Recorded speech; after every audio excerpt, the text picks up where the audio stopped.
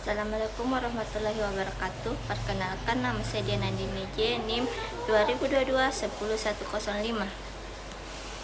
1. Untuk menghitung retur sederhana dari investasi saham CBA, kita bisa menggunakan rumus berikut. Retur sederhana sama dengan harga akhir kurang harga awal tambah dividen atau harga awal kali 100%.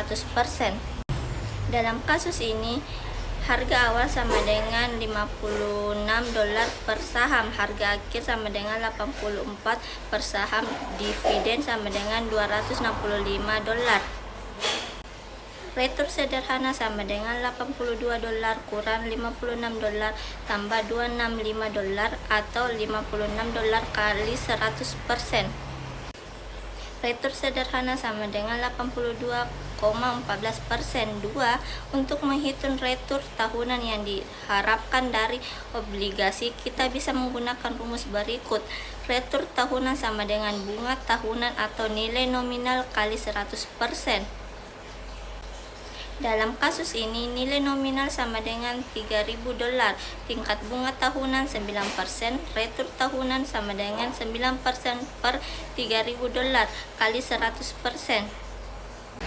Retur tahunan sama dengan 0,30% per tahun. 3. Untuk menghitung retur terkumulatif dari investasi saham DEF, kita perlu menghitung perubahan nilai saham dan dividen selama 3 tahun. Pertama, hitung per bulan nilai saham. Perubahan nilai saham sama dengan harga akhir kurang harga awal kali jumlah saham. Dalam kasus ini, harga awal sama dengan 55 per saham, harga akhir 35 per saham, jumlah saham sama dengan 435. Perubahan nilai saham sama dengan $35 kurang $55 kali 435. Kemudian tambahkan dividen. Total retur sama dengan perubahan nilai sama dengan saham tambah dividen. Dalam kasus ini, dividen sama dengan $800. Total retur sama dengan $35 kurang $55 kali 435 tambah $800. 4. Untuk menghitung retur logaritmik dari investasi saham ABC, kita dapat menggunakan rumus berikut. Retur logaritmik sama dengan IN, harga akhir tambah dividen atau harga awal. Dalam kasus ini, harga awal sama dengan $150 per saham, harga akhir $110 per saham, dan dividen sama dengan $550. Retur logaritmik sama dengan IN $110 tambah $550 atau $150. Retur logaritmik sama dengan IN 4 sama dengan 1386. Jadi retur logaritmik dari investasi Anda adalah sekitar 1,386 atau sekitar 138,6%. Hitung rata-rata dari retur tahunan untuk masing-masing. Rata-rata retur investasi A 17% tambah 2% tambah 8% tambah 26% tambah 5% sama per 5 sama dengan 4%.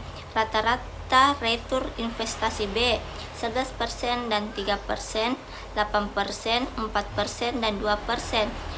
Dibagi 5 sama dengan 6,4%. 2. Devisa standar A 17% kurang 4% pangkat 2 tambah 2% kurang 4% pangkat 2 tambah 8% kurang 4% pangkat 2 tambah 26% kurang 4 tambah 5% kurang 4% per 5 sama dengan 1,8%. Devisa standar B 11% kurang 6,4 pangkat 2 tambah 3% kurang 6,4 pangkat 2 tambah 8% kurang 6,4% pangkat 2 tambah 4%, 6,1 pangkat 2. 2% kurang 6,4 pangkat 2 dibagi 5 sama dengan 3,2. Contoh soal.